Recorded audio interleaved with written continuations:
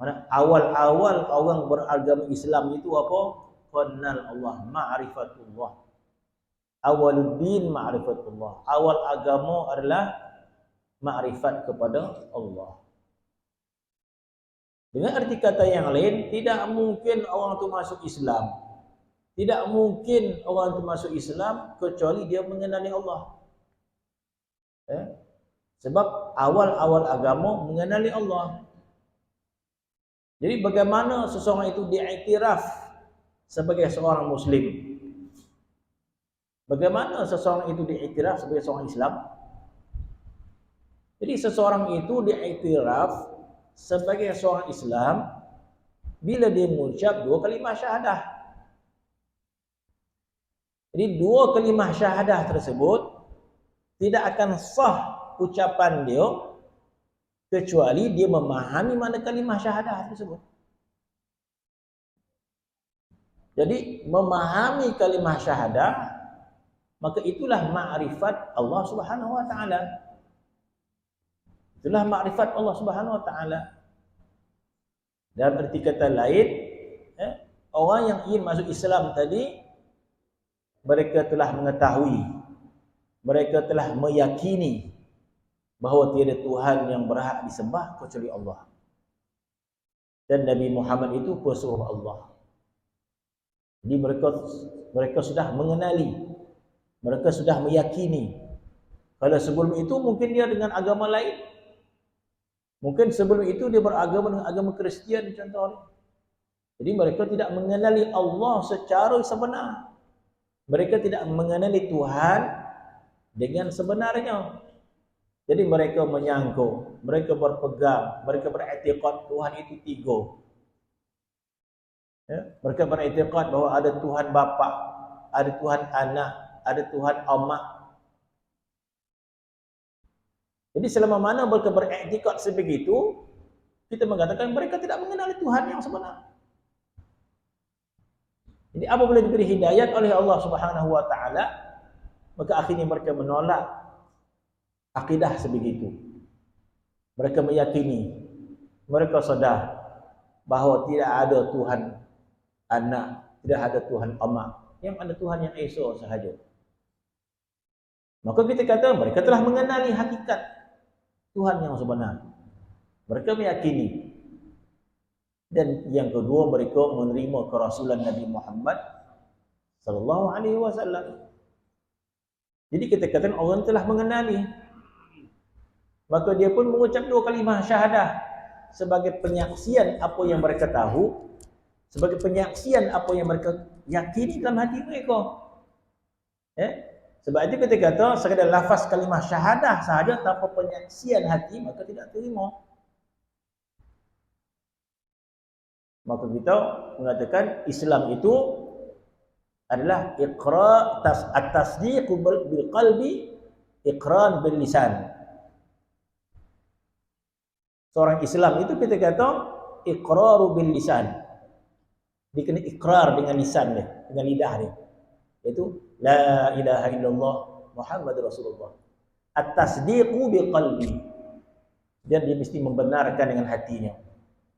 Jadi membenarkan dengan hati bermaksud dia telah mengenali, dia telah memahami, dia telah meyakini bahawa tiada Tuhan melainkan Allah. Ini yang diungkapkan awaluddin ma'rifatullah. Awal agama adalah ma'rifat pada Allah Subhanahu wa taala. Maka ini disebut oleh ulama tasawuf sebagai ma'rifatul awam. Ma'rifatul awam, ma'rifat yang awam kita kata. Kenapa ma'rifatul awam? Kerana selepas ma'rifatul awam di sana ada satu lagi ma'rifat namanya ma'rifatul khas. Ma'rifatul khas, mengenali Allah lebih khusus lagi.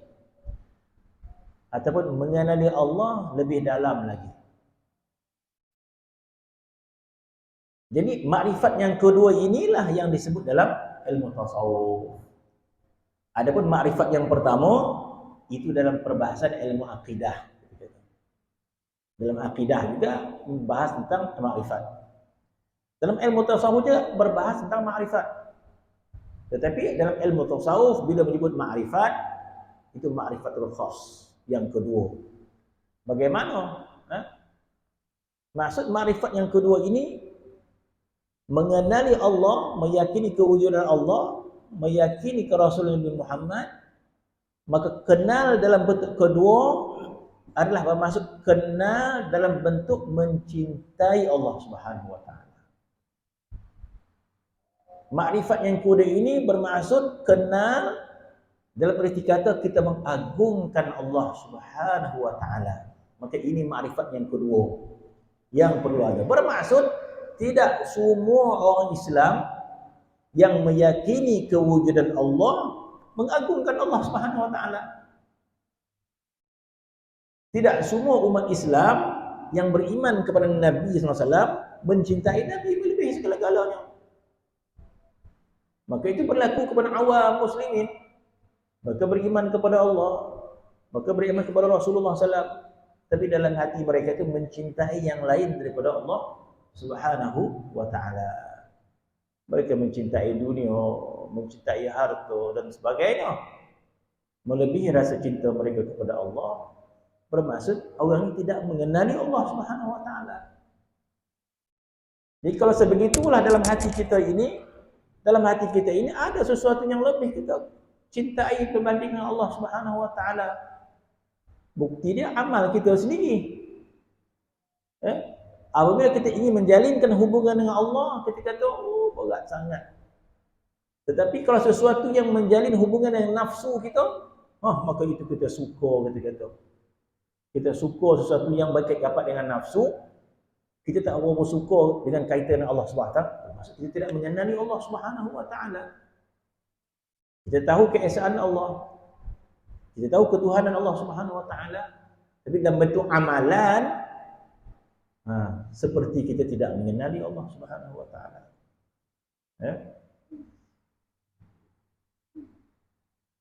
Jadi itu yang diumpamakan oleh para ulama tasawuf, orang yang tidak mengenali Allah ataupun orang yang tidak mengenali nilai Allah, itu umpama baru yang datang ke pondok nanti tiap hari tu. Sebab kita kata koro baru dia tak mengenali sesuatu yang bernilai, yang manusia pandang bernilai. Kita kata manusia dia faham yang nama dia duit, yang nama dia emas, perak, itu jangan kita letak sembarangan, itu boleh bernilai kita kata. Emas itu boleh menilai. Sebab kita letak kat baru. Kita letak ameh, letak pisang ameh. Mana dia buat lagi ya? Dia akan bawa lagi pisang ameh, kita kata. Sah bau lah, kita kata. Sebab apa? Dia tak dapat menilai, kita kata. Tapi cuba kita letak kat depan tu, ada golang ameh, ada pisang ameh. Golang ameh kita hilang lah. Kita pergi masjid mana-mana, tertinggal golang ameh gitu. 2-3 hari jadilah hilang. Jadi baru dia tak pandai menilai, kita kata. Letak ameh, letak pisang ameh. Mana dia bawa lagi? Pisang ameh lah. Kita kata, oh apalah bodoh betul baru ni, kita kata.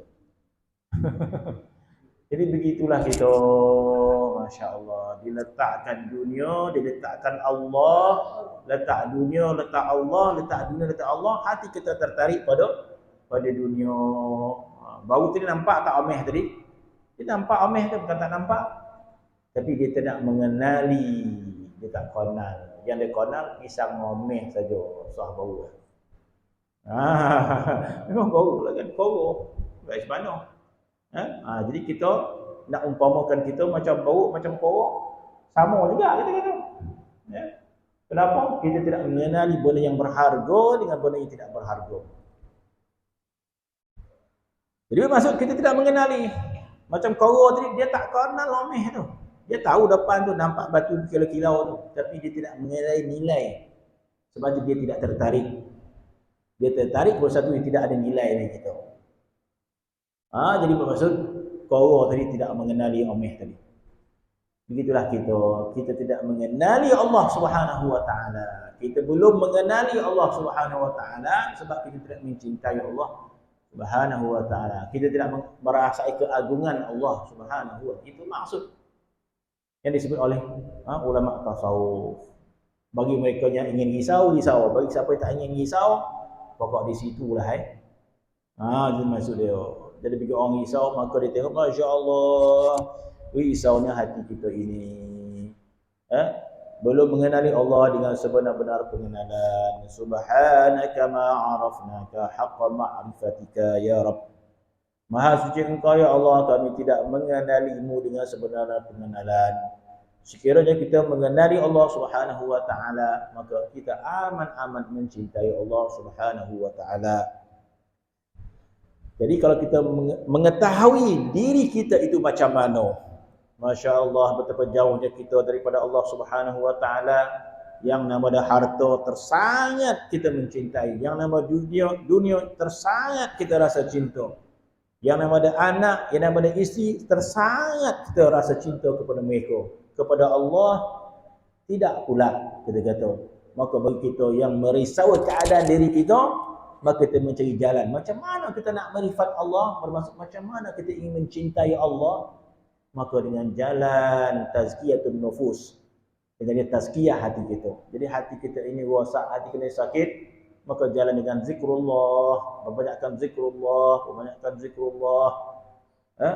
Maka proses kita untuk kenal Allah Subhanahu wa taala, proses kita ingin mencintai Allah, maka dinamakan kita berjalan kepada Allah. Nama dia salik, nama dia tariq, nama dia tariqat. Jalan kita kata. Jalan menuju kepada Allah bermaksud jalan menuju kepada makrifat Allah. Tak mesti kata mencintai Allah, mengagungkan Allah, maka berjaya, berbahagia mereka ini sekiranya di hadapan mahsyar nanti berada di hadrat Allah Subhanahu wa taala, mereka berjaya untuk mencintai Allah di dunia ini. Dengan ujian yang berbagai lah. Dengan dunia yang ada bersama dengan kita, dengan ada harta yang bersama kita, kita turut menjaga hati kita untuk makrifat kepada Allah Subhanahu wa taala. Ini seorang pejuang yang hebat, lebih hebat daripada orang yang sedang berjuang di medan perang melawan musuh. Seseorang yang berjuang dengan nafsu dia untuk mengenali Allah Subhanahu wa taala. Orang yang mencapai derajat makrifat kepada Allah, maka orang ini adalah pejuang. Pejuang, walaupun dia seorang perempuan, walaupun dia seorang tua, walaupun dia seorang muda, orang ini telah berjuang. Orang tak nampak. Berjuang apa tu? Lalap, ni nampak nampak lalap. Tapi dalam hati dia berzikir untuk berjuang, untuk makrifat kepada Allah Subhanahu wa taala. Inilah orang yang berjaya di padang mahsyar nanti. Di padang mahsyar, siapakah orang yang paling berada di saf yang hadapan, kita kata? Di padang mahsyar, selain daripada kita beramal, bukan kita mendakwa cinta Allah Ta'ala, tapi semayang ke mana, apa ke mana, tu tak betul lah. Kau nampak dia tak semayang ni, tapi hati ni Masya Allah, cinta kepada Allah, tu pembongak namanya. Kau nampak dia menipu semuanya, tapi Masya Allah, tu tak betul lah. Yang kita kata orang yang menjaga kefarduan, menjaga segala-galanya, tapi di manakah kedudukan kita di padang mahsyar, itu mengikut qadar makrifat kita kepada Allah Subhanahu wa taala. Mana mungkin kita berada bagi hadapan sekiranya hati kita mencintai lain daripada Allah Subhanahu wa taala. Mana mungkin kita akan dihina oleh Allah Subhanahu wa taala. Allah Taala mengetahui apa yang dalam hati kita. Allah Ta'ala mengetahui, Masya Allah, kita sembahyang, kita puasa dan sebagainya, tapi dalaman kita ini kalau tamak kepada harta, dunia dan sebagainya, maka kita tidak boleh menipu di hadapan Allah Subhanahu wa taala, maka kita tetap akan diletakkan pada martabat kita di padang mahsyar nanti. Itu pilihan kita. Jadi seolah kita nak ngabang kepada Allah, ya Allah, minta maaf, aku redha sekadarnya, hati aku ini mencintai dunia. Allah Subhanahu wa taala memberi kita peluang supaya kita mencintai Allah Subhanahu wa taala. Kita malas, tak apalah, cukuplah sekadar tu, dia kata. Malas kita dah nak apa dah. Kata. Jadi apakah kita redha sebegitu keadaan kita akan jadi hina di padang mahsyar nanti di hadapan Allah Subhanahu wa taala. Sebab di padang mahsyar nanti terserlah kerajaan Allah Subhanahu wa taala. Terserlah kemuliaan Allah Subhanahu wa taala. Limanil mulkul yaum. Dalam Al-Quran menyebut limanil mulkul yaum. Hari ini siapa yang berkuasa? Hari ini siapa yang tinggi kedudukannya? Limanil mulkul yaum lillahi wahidil qahhar. Di mana masyarakat itu Allah Subhanahu wa taala yang berkuasa. Jadi di dunia ni macam-macamlah kita pandang yang lebih besar. Manusia lebih besar, harta lebih besar. Urusan dengan Allah tunggulah kemudian kita itu. Jadi kita sendiri yang merendahkan Allah Subhanahu wa taala dalam hidup kita di dunia. Jadi bagi orang yang faham sebegitu apa, kita tak ada masa.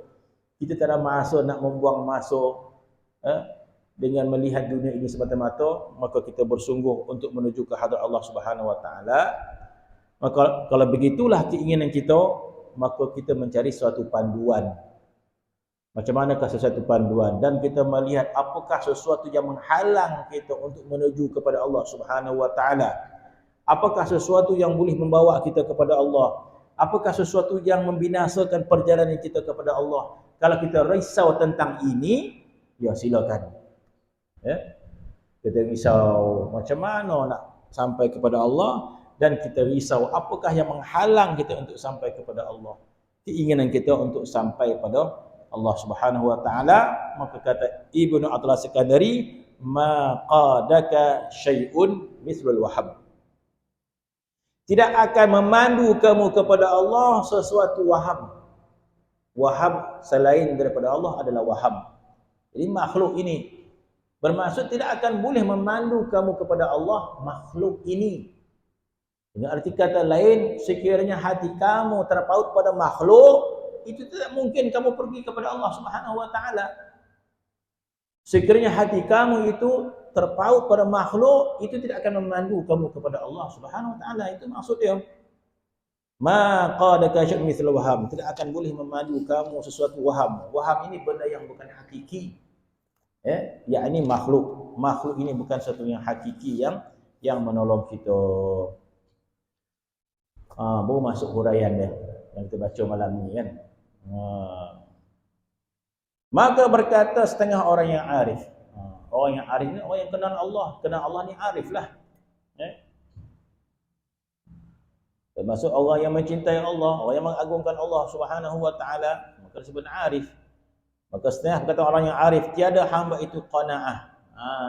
Kita dah sebut dahulu qanaah. Qanaah ni apa maksud? Qanaah ni ada dua, satu qanaah awam, satu qanaah khawas. Kita qanaah awam pun masya-Allah. Kita kata qanaah awam pun dah bagus dah. Minggu lepas saya tengok yang saya kata dalam tawaf ada doa qanaah. Itu tawaf yang keempat. Saya tengok tawaf yang keempat. Pada pusing yang keempat tawaf ada satu doa, Allahumma qanni'ni bima razaqtani. Tinggal pula buah belakang doa tawaf. Ada doa tawaf yang keempat itu, doa yang menyebut Allahumma qanni'ni bima razaqtani. Ya Allah, berikan aku rasa qanaah dengan sesuatu engkau yang rezeki kepada kami ya Allah. Itu doa tawaf yang keempat. Allahumma qanni'ni bima razaqtani. Satu doa yang baik, satu doa yang bagus. Tak semestinya di Makkah, di sini juga boleh kita doa. Allahumma qanni'ni bima razaqtani. Ya Allah, berikan aku perasaan qanaah dengan engkau yang beri rezeki kepada kami ya Allah.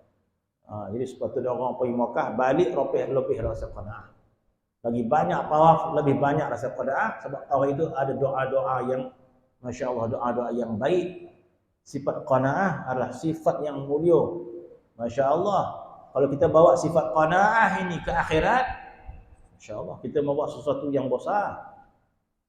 Banyak sifat-sifat yang mahmudah yang boleh kita bawa akhirat. Kita bawa ke akhirat dengan sifat sabar kita. Kita bawa ke akhirat dengan sifat rahmat kita. Kita bawa ke akhirat dengan sifat keampunan. Kita suka mengampunkan. Sifat pemaaf. Kita bawa sifat pemaaf kita ke akhirat. Masya Allah. Ini sifat-sifat yang mulia.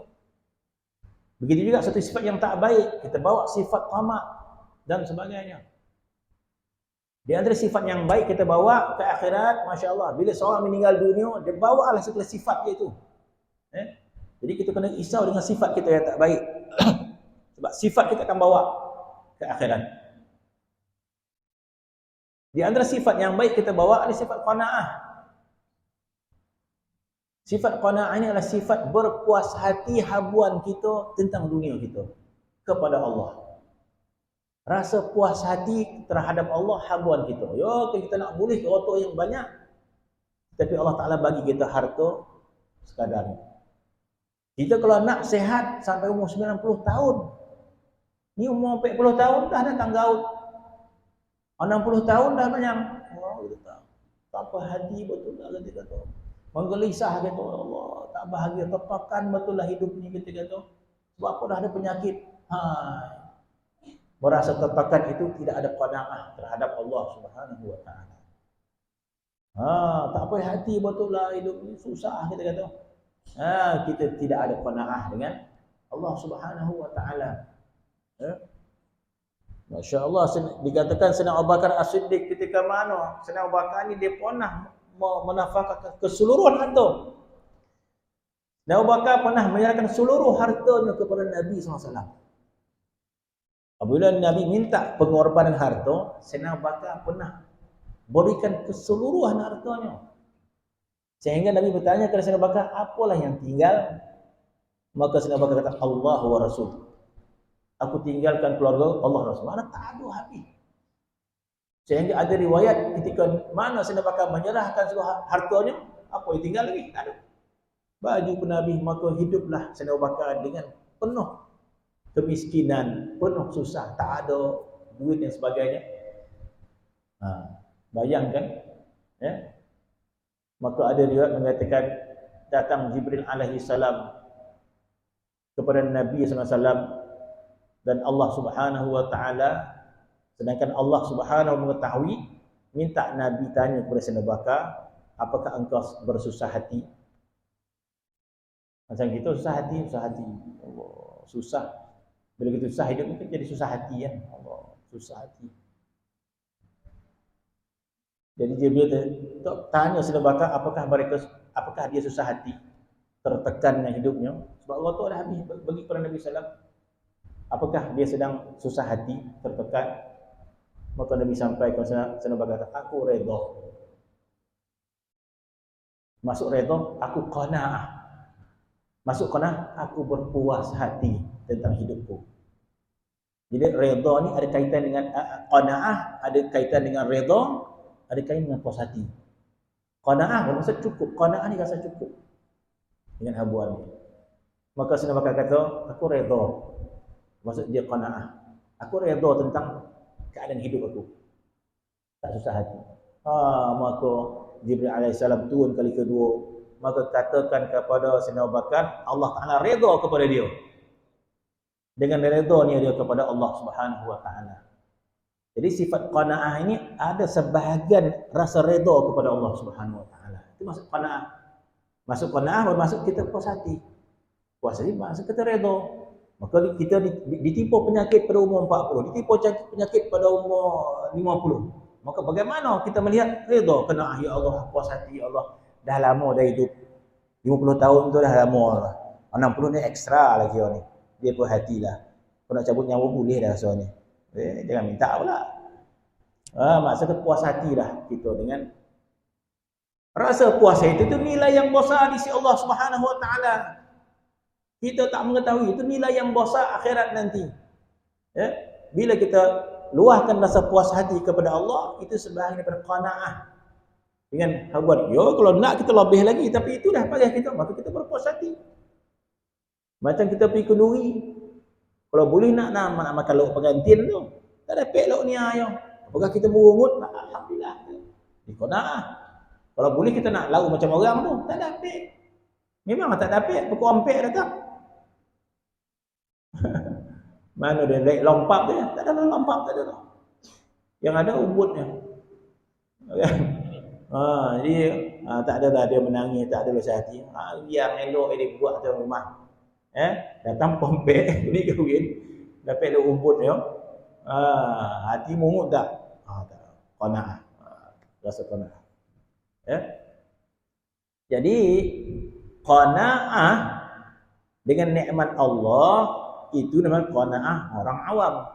Masya-Allah awam. Bermaksud kita hendakkan nikmat dunia, kita hendakkan harta, maka kita dapat seadanya. Kita rasa puas hati dengan nikmat duit, kita puas hati dengan nikmat kesihatan, kita puas hati dengan nikmat kehidupan kita, rasa puas hati dengan nikmat Allah, itu namanya qanaah awam. Apa qanaah? Qanaah yang lebih khusus. Qanaah yang lebih khusus, qanaah orang awam, dia berpuas hati tentang habuan dunia dia yang sedikit. Qanaah khawas, dia berpuas hati dengan Allah. Bermaksud cukuplah Allah baginya. Bukan nikmat. Yang tadi cukuplah dia duit 10 ringgit. Cukuplah dia dapat makan dan sebagainya. Qanaah khawas, cukuplah baginya Allah. Dapat tak. Baginya cukup Allah. Dia ada iman kepada Allah, dia dapat taat kepada Allah. Bermaksud dia rasa qanaah dengan Allah Subhanahu wa taala. Dengan keimanan kepada Allah maka rasa cukup. Bermaksud dia rasa cukup dengan Allah sahaja. Ada tak ada dunia, itu hak Allah SWT. Dia merasa cukup. Macam orang pergi kenduri. Apa yang dibimbangkan orang pergi kenduri? Yang dibimbangkan ada ke tidak makan kan?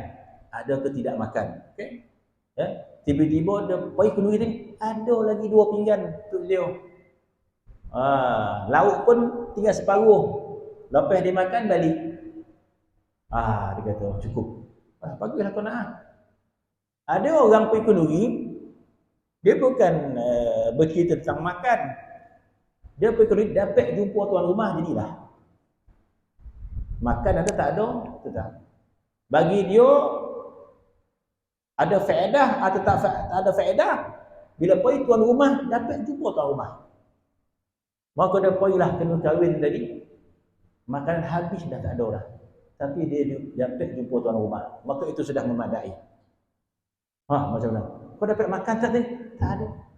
Habis. Apa yang kau dapat? Dapat jumpa tuan rumah. Dapat jumpa tuan rumah. Habis apalah? Biskut lebar dia minum.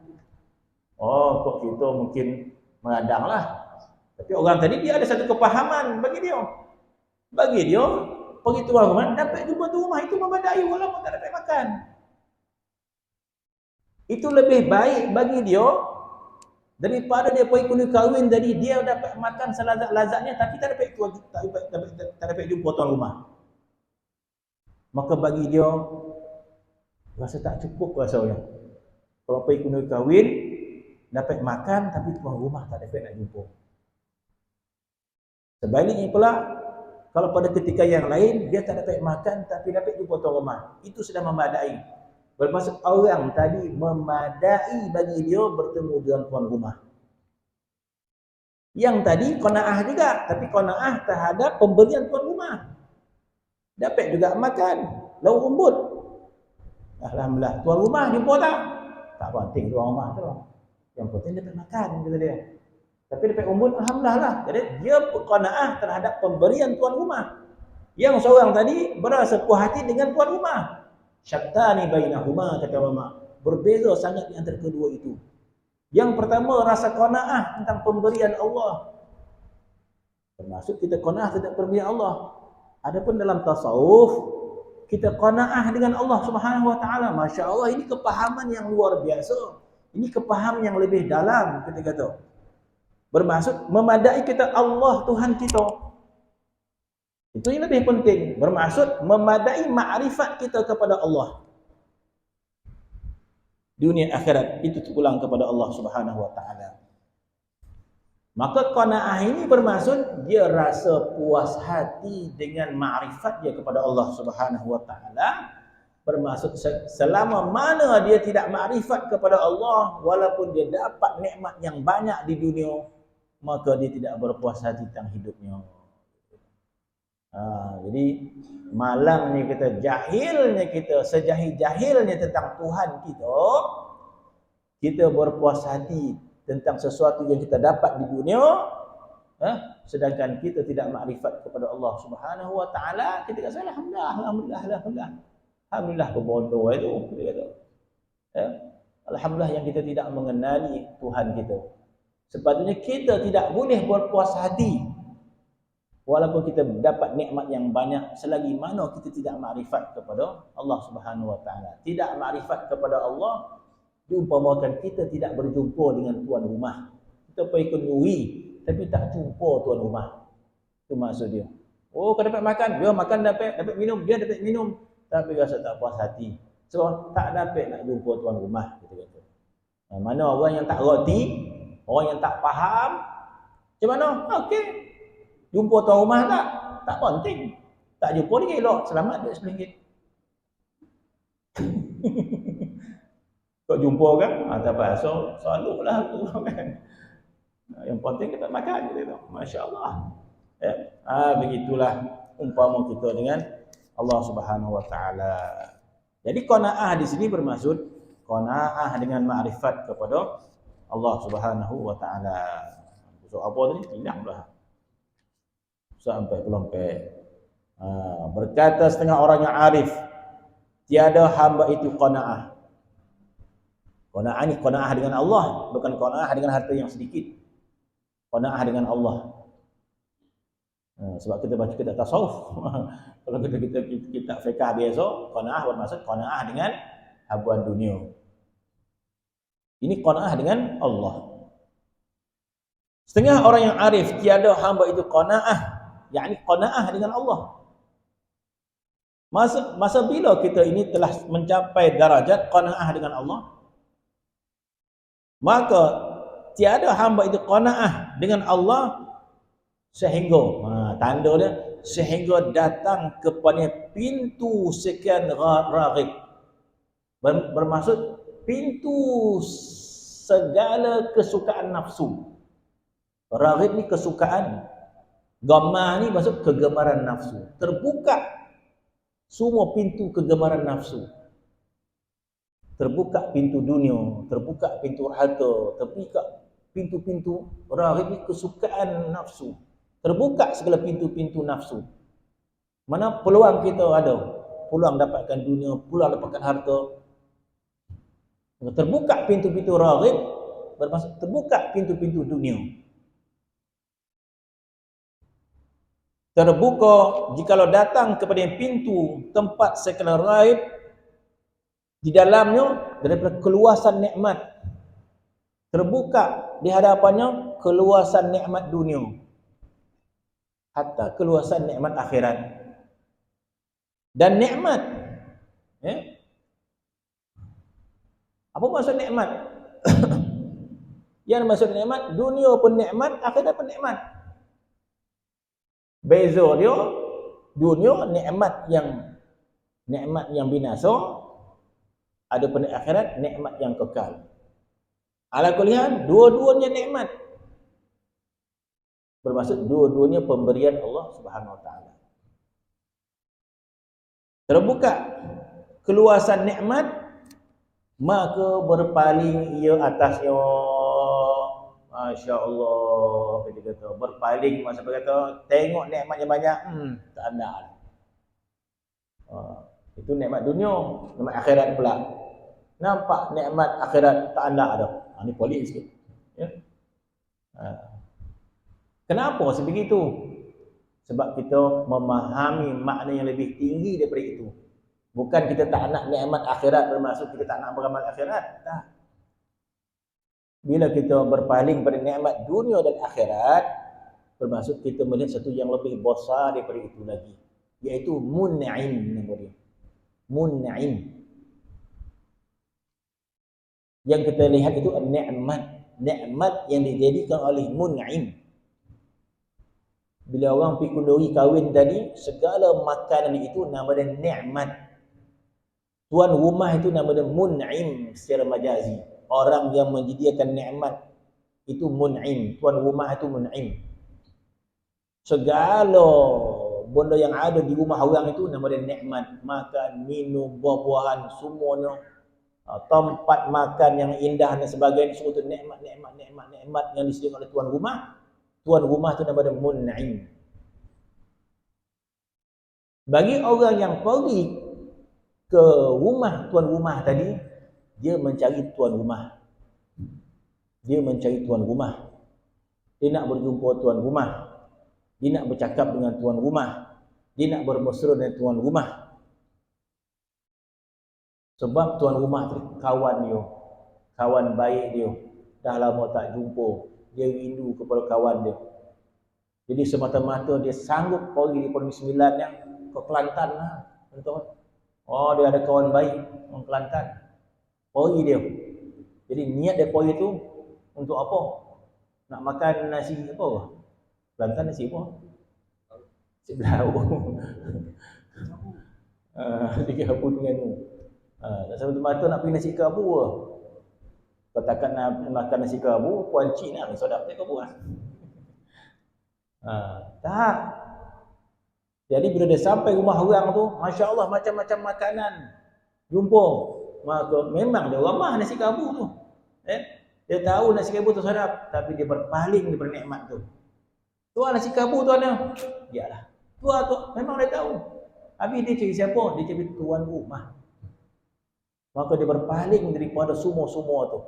Yang penting jumpa tuan rumah ni. Jumpa tuan rumah. Masya Allah. Tujuan datang untuk tuan rumah.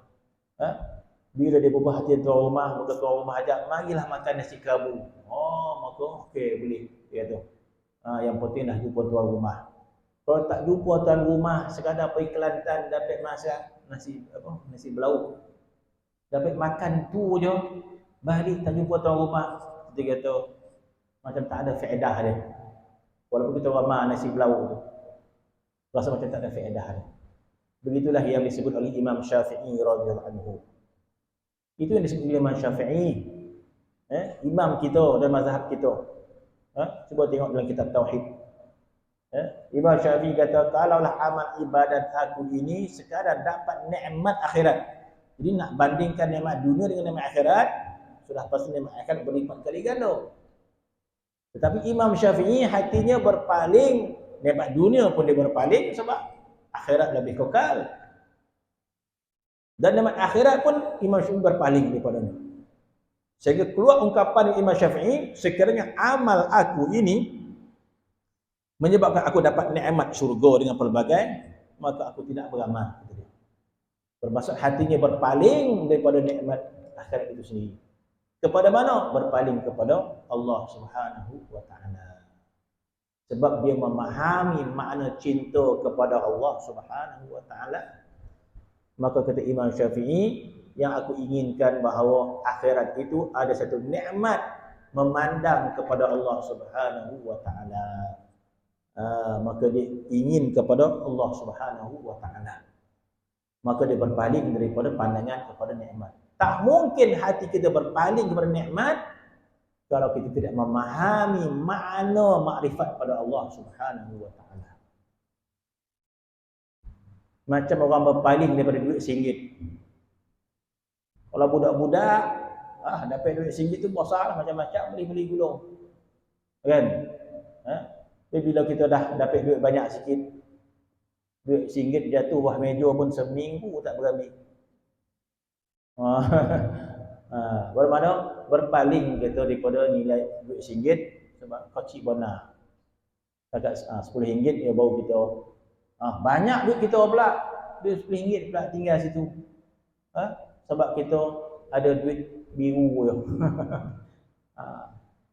Kenapa kita berpaling daripada nikmat yang tadi? Sebab kita melihat ada nikmat yang lebih besar. Maka berpaling kita nikmat. Ada lebih besar, maka kita berpaling. Kita tidak berpaling daripada memandang dunia sebab kita tidak mengerti nikmat akhirat. Maka Allah Ta'ala mengajar kita supaya berpaling kita daripada nikmat dunia semata-mata, pandang nikmat akhirat. Maka Allah Ta'ala sebut walal akhiratu khairul laka min ula. Akhirat lebih baik daripada dunia. Dia bawa kita agar pandang akhirat. Jadi bila kita pandang akhirat, maka kita mula banyak beramal. Sebab kita yakin tentang akhirat. Allah Ta'ala bawa kita pandang akhirat. Tapi bukan itu selama-lamanya. Sehinggalah kalau orang faham daripada pandang kepada akhirat, memandang kepada Tuhan dunia dan Tuhan akhirat. Ya? Maka Allah Ta'ala sebut dalam Quran apa? Wa inna ila rabbikal muntaha. Penghujung dia kepada Tuhan. Wa inna ila rabbikal muntaha. Penghujung dia memandang kepada Allah Subhanahu wa Ta'ala sekiranya kita memahaminya. Maka apabila kita memahaminya, maka hati kita terpikat kepada Allah. Sedangkan tadi telah terbuka pintu dunia, maka kita tertarik kepada akhirat. Dan apabila kita mengenali Allah Subhanahu wa Ta'ala, terbuka pintu dunia, terbuka pintu akhirat, itu yang dikatakan kita berpaling daripada memandangnya sebab kita terpikat kepada ada yang lebih besar daripada itu lagi. Iaitu Tuhan kepada dunia, Tuhan pada akhirat. Itu maksudnya. Maka itulah qanaah yang hakiki, itulah qanaah yang khawas. Bermaksud kita rasa cukup pandangan kita kepada Allah. Kalau betul-betul kita qanaah dengan Allah, tanda dia terbuka pintu rezeki dunia, terbuka pintu rezeki akhirat, maka berpaling pandangan kita kepada kedua-dua nikmat sebab kita memandang kepada Allah Subhanahu wa Ta'ala. Itu yang disebut oleh Imam Syafi'i. Setengah orang arif, tiada hamba itu qanaah hingga jikalau datang pada pintu tempatnya sekalian raib kegemar dalam sekalian keluasan dan nikmat, maka berpaling ia atasnya, tidak memandang tak pandang, tetapi tidak tertarik, tidak terpaut, tidak terpersona. Kita pergi tuan rumah jadi bukan tak nampak, dulu ayam ada kambing golek semua. Bukan kita nampak, tapi bukan itu tujuan kita nak datang. Tujuan kita nak jumpa tuan rumah. Jadi tak sepatutnya bila sampai tu langsung loket dekat kambing golek tu. Terlupa tuan rumah, dah konyang pergi balik. Kau tak jumpa ketua rumah tadi? Terlupa lah. Dah makan kambing golek saudara bona. Tak penting tuan rumah tu lah kita kata. Yang penting dia makan. Maksud kita tidak mengenali tuan rumah. Maka berpaling di atasnya, tiada memandang ia kepadanya dan tiada dibukakan pintunya akan redha daripadanya. Maksud dia tidak redha dengan nikmat itu. Kalau dapat nikmat, bukan itu kepuasannya. Sebab tidak redha, dia tidak memandang, bukan itu tujuan dia. Bukan itu keredaannya. Keredaannya adalah kepada Allah Subhanahu wa Ta'ala. Baru dia puas hati. Redha maksudnya baru dia puas hati. Bila dia pergi tempat itu dapat jumpa tuan rumah dan sebagainya, dapat makan, alhamdulillah lah. Dia kata, puaslah hati. Kau tak dapat makan pun puas hati juga sebab dah jumpa tuan rumah. Yang penting jumpa tuan rumah dapat. Kita pergi ke Kelantan, dia tengok kenduri dah selesai, dah habis dah pukul 5 datang. Tapi dapat tuan rumah, dapat jumpa tuan rumah. Dapat berbual dan sebagainya. Betul balik. Tak dapat makan pun. Tapi kita kata rasa puas hati dah. Sebab itu tujuan dia. Itulah maksudnya maka itu. Sikit lagi. Biar minggu depan kita baca hikam yang seterusnya. Dan sesungguhnya telah tersebut dalam hadis daripada Nabi sallallahu alaihi wasallam dalam makna firman Allah Taala, hadis kudusi lah. Telah datang hadis kudusi Allah, telah kudusi makna firman-Nya Allah Taala, kamu hidupkan akan dia dengan hidup yang baik. Apa maksudnya?